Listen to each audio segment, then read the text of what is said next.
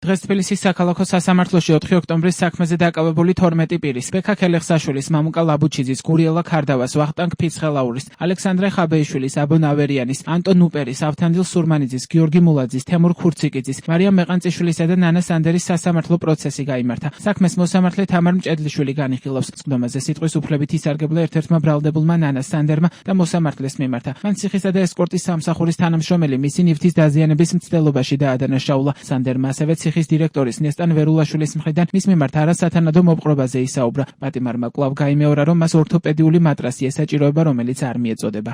გარკვეული ჩართულობებით მიიღწა ის შედეგი, რომ ნანა გაყვანილი იქნა პენიტენციური დაწესებულებიდან სამოქალაქო სექტორის კლინიკაში, სადაც გარკვეული სახის კვლევები ჩაუტარეს. თუმცა ის ძირითადი მიმართულება, რაც მას ამ ეტაპზე აწუხებს, ეს არის ხერხემლის სერიოზული პრობლემები, რასთან დაკავშირებითაც ნანა ითხოვს ორთოპედიულ ლეიბს, ეგრეთ წოდებულ მატრასს.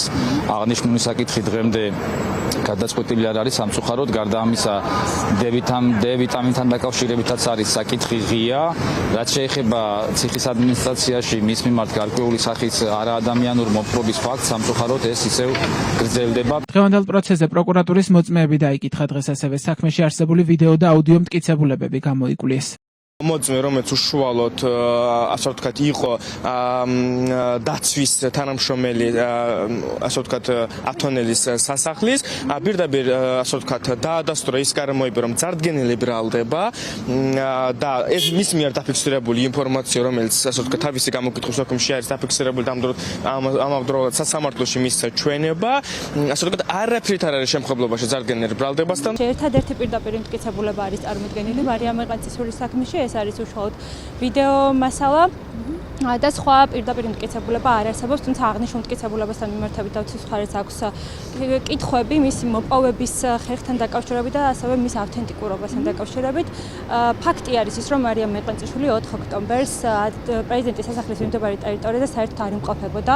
აღნიშნული ვიდეო მასალაც არ არის გადაღებული პრეზიდენტის სასახლის მიმდებარე ტერიტორიაზე და თან მაშინ როდესაც ვიდეო მასალა გადაიღეს, ამ შემთხვევაში ეს არის უკვე დაახლოებით 9 საათი, რაც ნიშნავს იმას, რომ ძირითადი ეპიცენტრი, როდესაც განხორციელდა 4 ოქტომბრის მოქმედებები, უკვე დასრულებული იყო. ბრალდებულთა ნაწილში ჯგუფურად ჩადენილ სტრატეგიული და განსაკუთრებული მნიშვნელობის ობიექტების ხელში ჩაგდების და ბლოკირების მცდელობას, ასევე ჯგუფურ ძალადობაში მონაწილეობას ედავებიან. ნაწილს კი ჯგუფური მოქმედების, აგრეთვე ჯგუფური ძალადობის ორგანიზებას. მათ 9 წლამდე თავისუფლების აღკვეთა ემუქრებათ. დაკავებულთაგანაც აღკვეთის ღონისძიების სახით პატიმრობა აქვს შეფარდებული. რაც შეეხება მარიამ მეყანწიშვილს, მას გირაუ აქვს შეფარდებული. ანტონ ნუპერი კი მიმალვაშია. მას პატიმრობა დაუსწრებლად შეეფარდა.